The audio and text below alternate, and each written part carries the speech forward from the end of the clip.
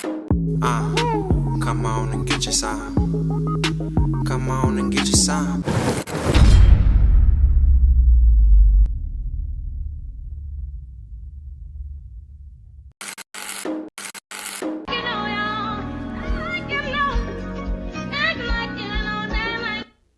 We know better than that.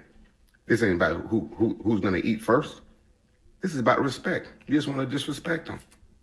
That's it. And that's why you're single, struggling. You can't blame nobody but yourself. So go ahead and get with your bald head girlfriends and y'all talk about how bad men are when y'all just disrespectful. And that's how come we leave. And we still gonna drain these balls. And then Pookie gonna drop another baby in you, and then you're gonna disrespect them, and then he gonna take off, and then you're gonna be done sealed your singleness. You done sealed it. But your disrespect pretty much is gonna keep you single anyway. Hey man, so first off, we're gonna say this. It's not that big of a deal to me if my child eat before me. But however, I will speak on behalf of the guys that feel like they should get their plate before the kid. First of all, certain things that they must carry. You must be an alpha male, you must be able to handle certain things.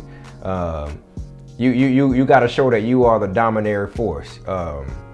You got to show and prove that you are, in fact, the man. If a woman does not see you as the man, not a man, the man, she's most likely not going to serve you your plate first. That's just fact. Another thing is what we have to understand is a lot of people were brought up this way. There are people out there in the world that seen their mother serve their plate to their fathers first before the kids. There are people that seen their grandmothers or their great-grand prepare the food for the man first. That is somewhat traditional from back in the day, but there are people that still carry that on in their family today. I know a lot of chicks will find this as a bunch of bull crap, but I don't care. My child is going to eat first. My thing is, why does it bother you so much that the man shouldn't get his plate first, especially if he's providing the way he should? Why does it sit on you so damn much that it irks you? If this person was brought up this way, or this is what they expect out of a relationship, out of a family bond,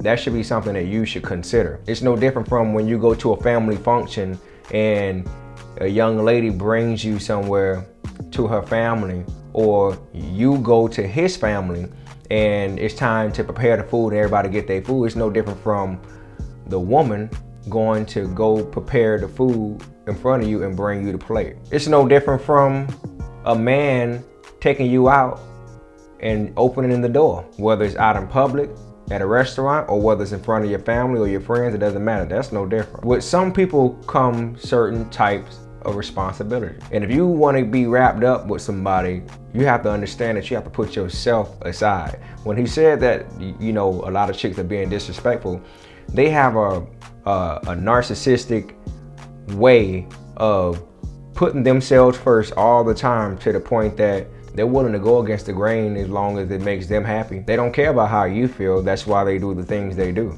Even a narcissistic man can do the same thing. He's willing to go against the grain as long as it makes him feel happy, as long as you got to do all the work, as long as you can feel how you want to feel. But hey, I'm uncomfortable with taking those initial steps, so therefore I'm not going to do it, but your ass still gonna be here though. Now, like I told you, I don't really care if I get my plate first, but I do think about those things sometimes. But it's not so hell bent on my life that I feel like I'm losing something out of it. It doesn't really literally bother me like that, but there are a lot of guys that feel that type of way. Now, if you just got some type of bum sitting up in your crib and he ain't really bringing much to the table and he's some type of scrub, hell nah, nigga. You can go get your own damn plate. You can fix your own food. The child is gonna get their plate first. You ain't bring in to the table. You ain't make me feel good.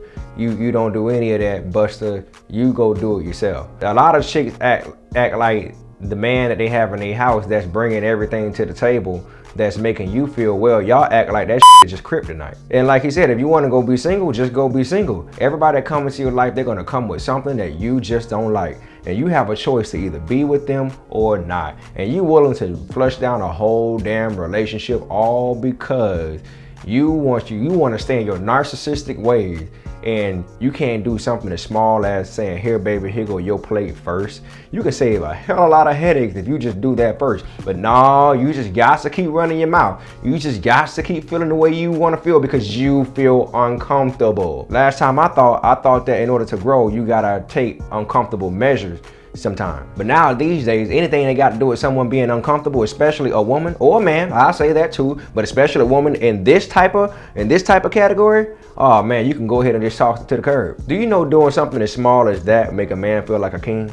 And he was willing to run back to his homeboys and to his family and friends and say, damn, she treats me like a king.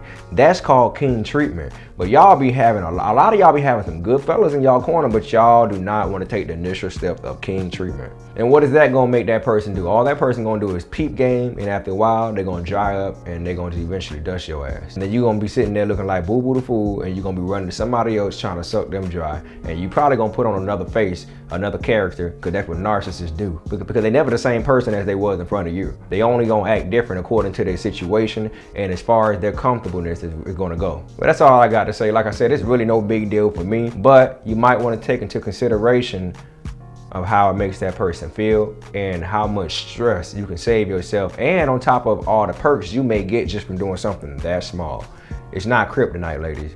I mean, I guess it is to a lot of y'all, but it ain't that goddamn deep, to be honest. And if it's not that deep, go ahead and just do it before you talk yourself out of a blessing. I'm gonna say this one last thing before I go. It's almost like being on a plane. The flight attendant always tells the person, hey, if you ever come into an emergency, if we run into one, if you're next to your kid or next to somebody, what they always say, you put that mask not on that person, but you put it on who? You. The kid don't bring no food to the table. They don't go out and work. They sit back and they just listen to what you got to give them and instruct them with. They're not the king or the motherfucking queen of the god doggone house. The moral of the story is you get you first and everybody else come afterwards. If you don't have you, nobody has anything. You got to protect you first. Even if you're in the best marriage in the world, got the best job in the world, the whole point is for you to protect you first. That job don't come before you. None of that stuff, nothing comes before you. And when you merge in with somebody, y'all both bring y'all beliefs and put it all on the table, and then y'all sort out on what y'all gonna do mutually, equally yoked, especially if y'all married.